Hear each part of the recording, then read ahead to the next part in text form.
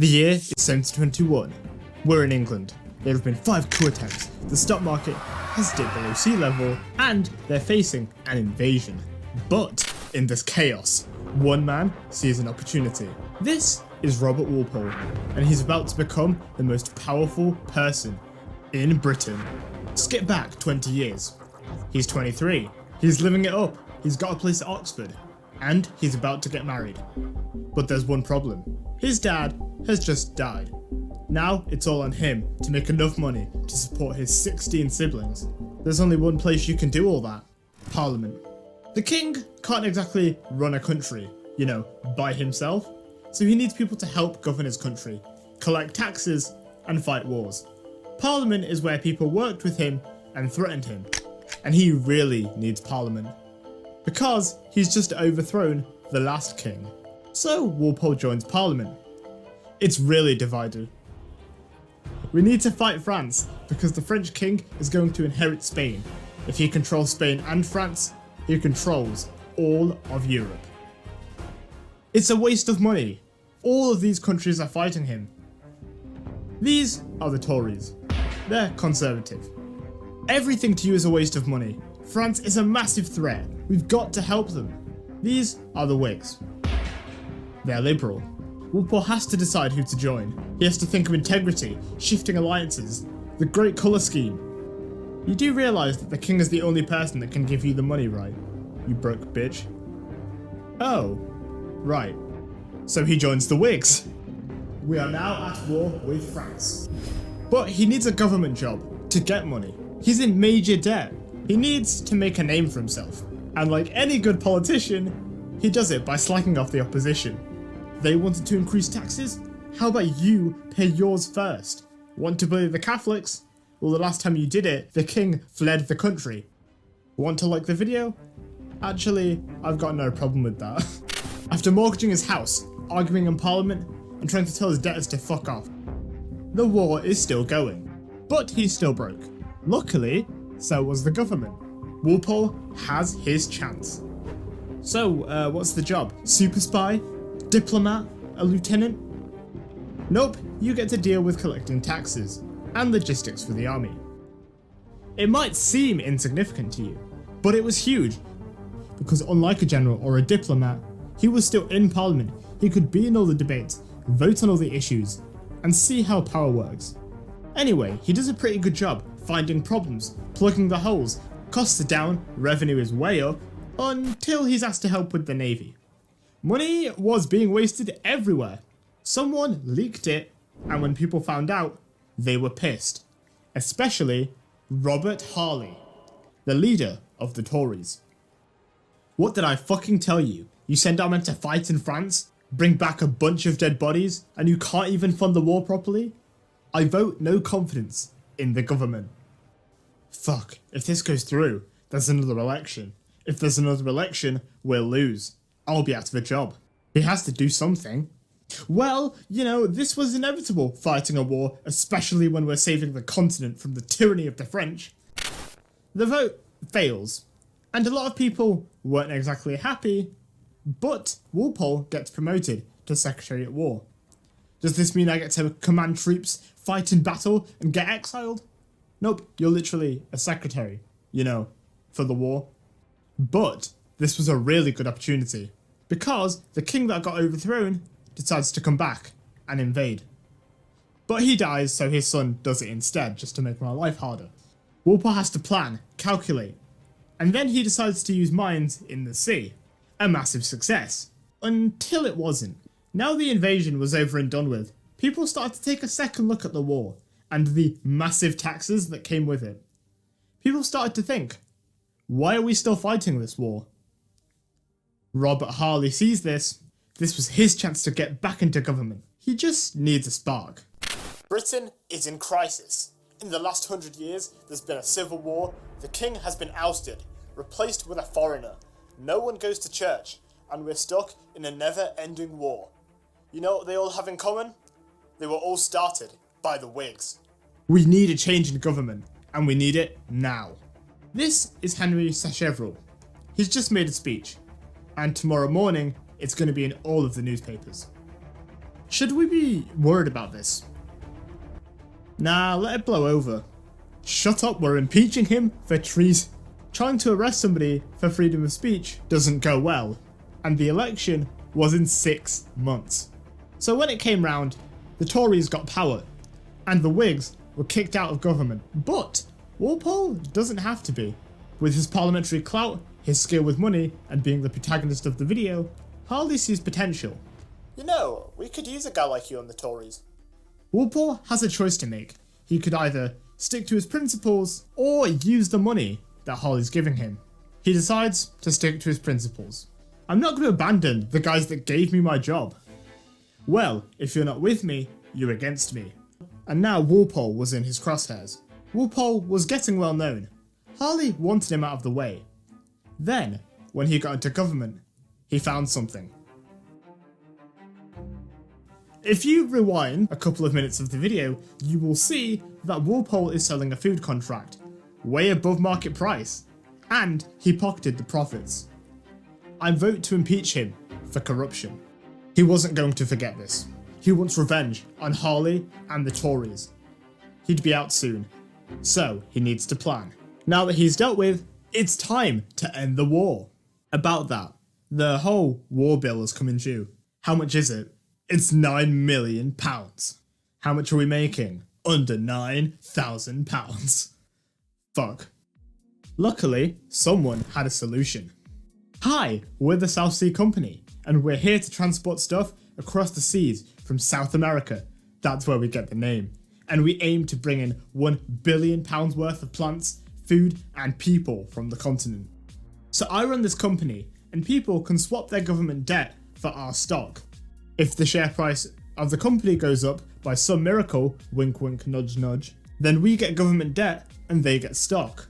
So your debt will go down. Damn, this sounds like a great deal. It's at this point, Walpole gets out of prison. He had to get back into government. His investments were down. He can't support his family and his new lifestyle. But Harley was in control of the government. There is one way to change that though. A new king. They needed to figure out who was next, just in case.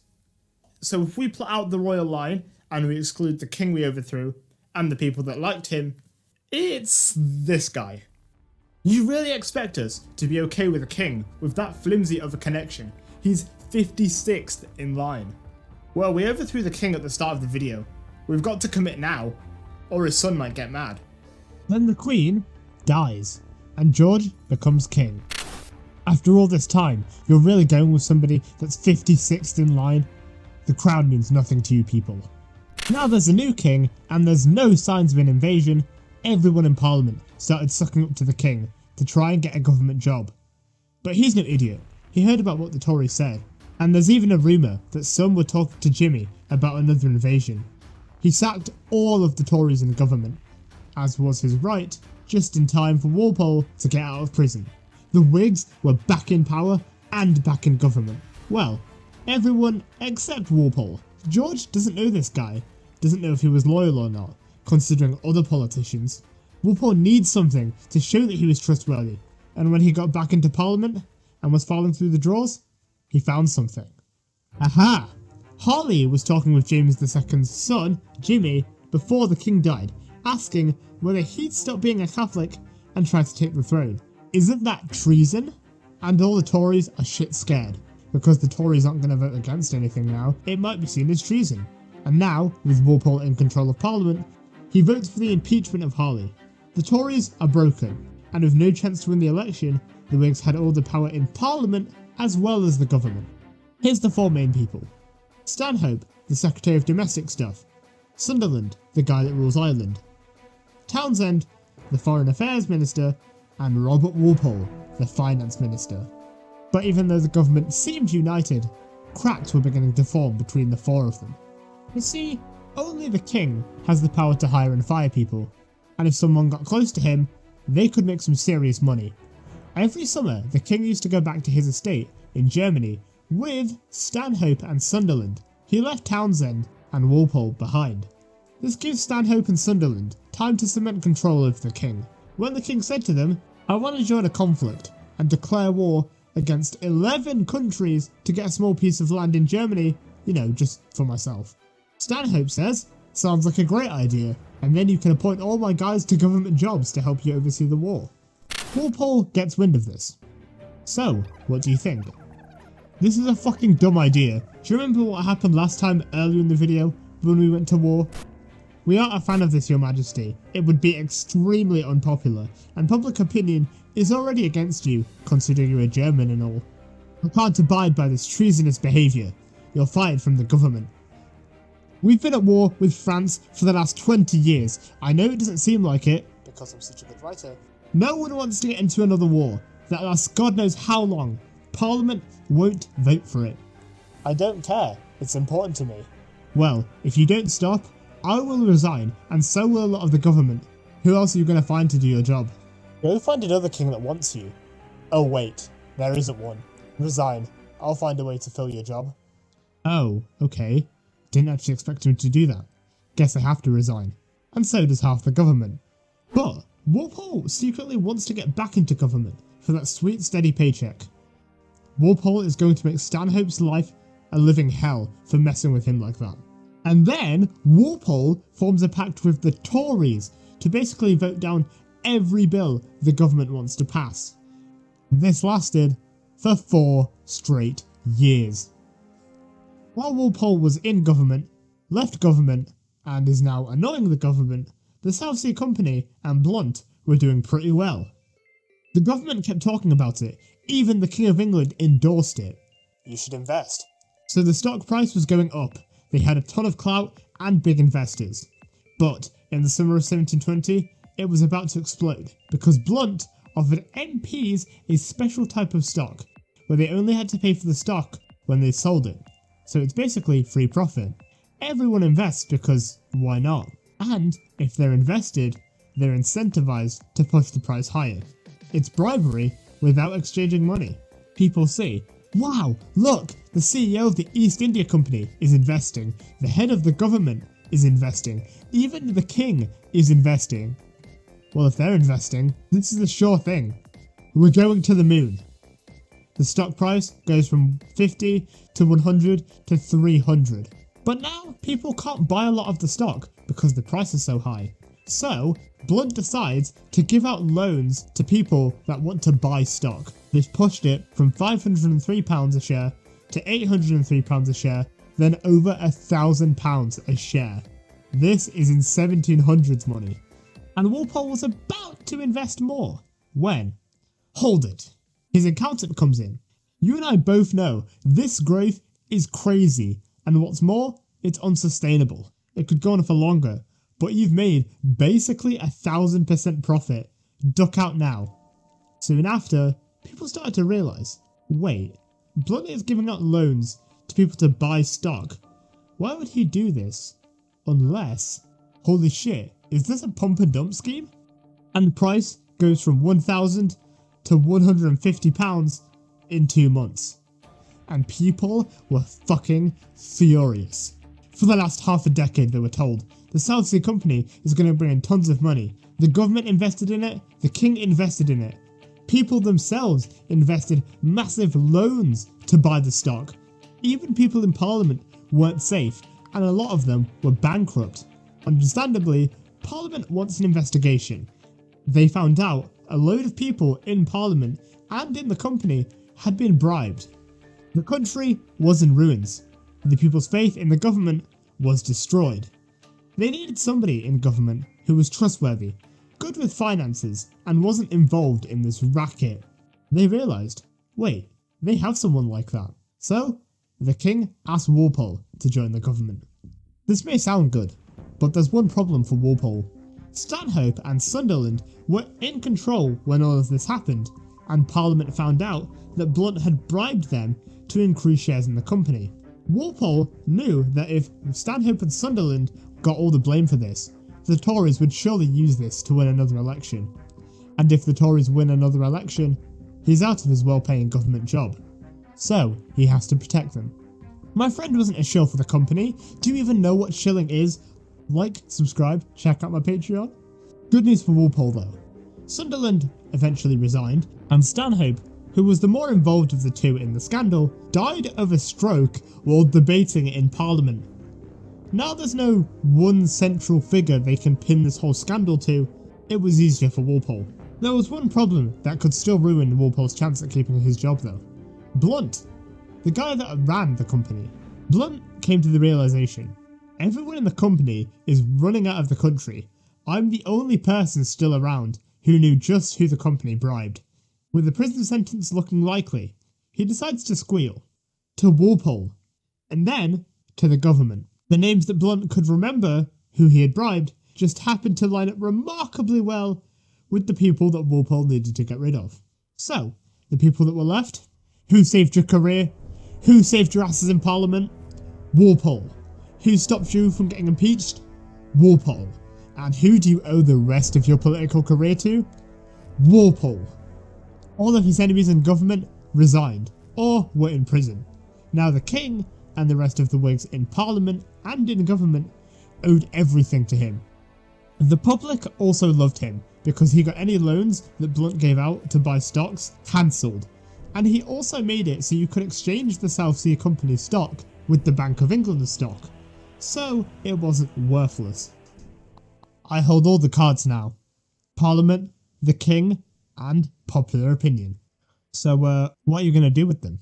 I think it's time to stack the deck. Walpole wants to make sure he never loses another election, and he always keeps a steady paycheck. His basically total control in government doesn't really extend to Parliament. The Tories attacked him every single chance they got. The Whigs were corrupt, they'd ruined so many people's lives, and Walpole covered for those bastards. He stopped people from getting the justice they so rightly deserve. The Tories think, well, there's an election next year. Then he'll be gone. Walpole's shitting himself at this point. Yeah, the election's in 1 year, and people have a long memory. He needs something to distract them. Then he gets wind of something.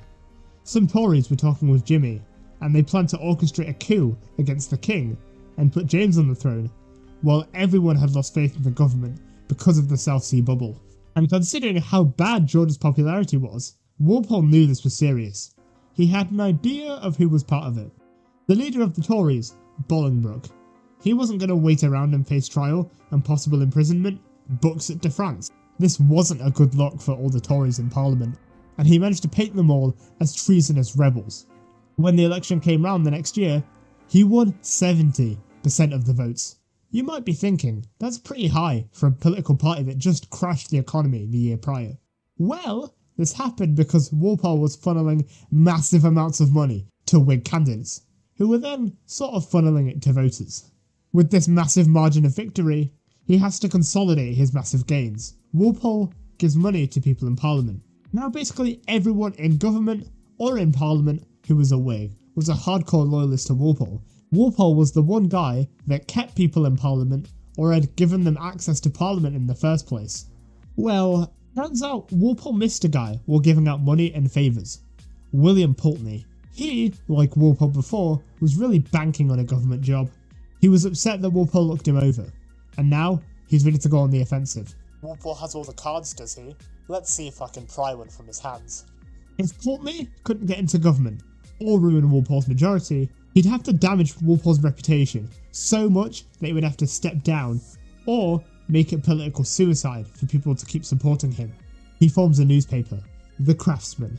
Meanwhile, just as Walpole gets control of domestic affairs, foreign affairs flares up. Spain, Austria and Russia just signed a peace treaty, saying that if war happens, they should all team up. They'd steal the king's German land, overthrow him and replace him with Jimmy. Townsend, the foreign affairs guy, finds out, and he really needs something to counter this. So he makes a treaty between England, Prussia, and you're not gonna believe this, France, promising to team up if a war ever happens. The news comes in, he signed off on it. Walpole is pissed, and Parliament even more pissed. Oh wow, we get into a war with France for 20 years just to now throw that away because the King's Land in Germany might be in trouble? This was stupid. Oh, by the way, the people that found out about the treaty and leaked it, it was the Craftsman newspaper. His reputation's starting to crumble. And if that wasn't bad enough, the king just died. And George II, the new king, did not like Walpole, because he was really close with his dad. Walpole is out of a job, and he's replaced. His replacement can't write speeches, and no one likes him. The king realised the only person that Parliament would listen to, because he bribed them, was Walpole, and after a few months, he had no choice but to let him back in. The king wasn't super loyal to Walpole though. Meanwhile, Walpole makes one major policy change. Britain is never going to war. War is expensive, it tanks the economy, and leaves pretty much everyone worse off. Oh, and also another major policy point was he lowered taxes. This made him super popular. This was a problem for Pulteney. He talks with people. He starts leaking stuff about Walpole's money, saying he spent at least £100,000 a week on personal expenses. Pulteney also reported the fact that Walpole only had power because he bribed everyone in Parliament. This kind of painted Walpole in a terrible light. Everyone knew he was corrupt now.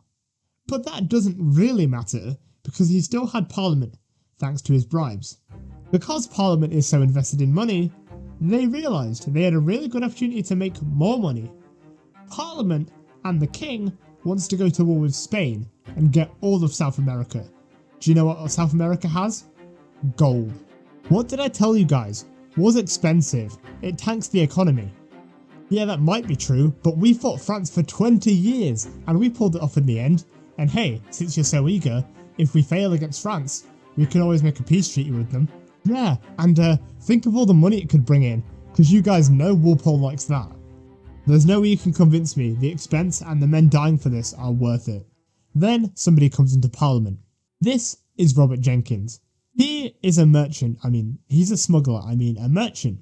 And he was trading in South America, and then the Spanish boarded his ship, stole his cargo and cut off his ear. And because a British citizen was harmed by the Spanish government, they'd have to declare war. Fuck.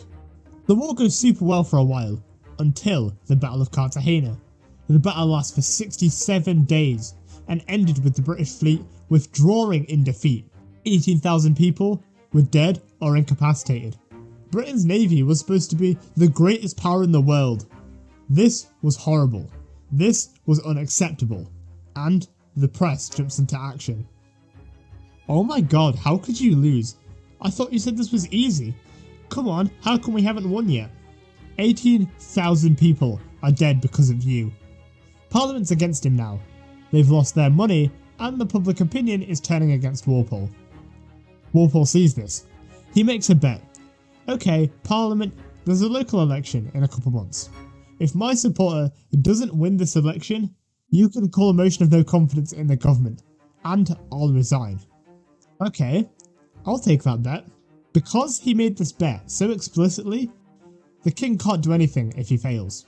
Walpole was getting too powerful. He has too much control, and when you're in control for 20 years, a new generation of people want to take that control away from him. All of Walpole's enemies poured their resources. They spent £927,000 in today's money in the election. And Walpole, thanks to attacks from the press, money from Parliament, and the lack of support by the king, lost this local election by 16 votes.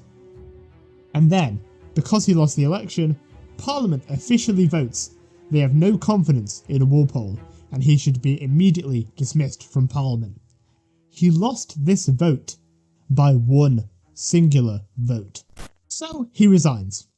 He ended a reign as basically dictator of Britain for 20 straight years, the longest in Britain's history.